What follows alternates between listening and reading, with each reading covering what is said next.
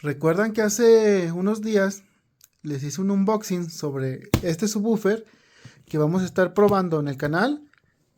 Pues van a ser tres. Iban a ser cuatro. Íbamos a probar cuatro subwoofer, o más bien los íbamos a utilizar para el canal.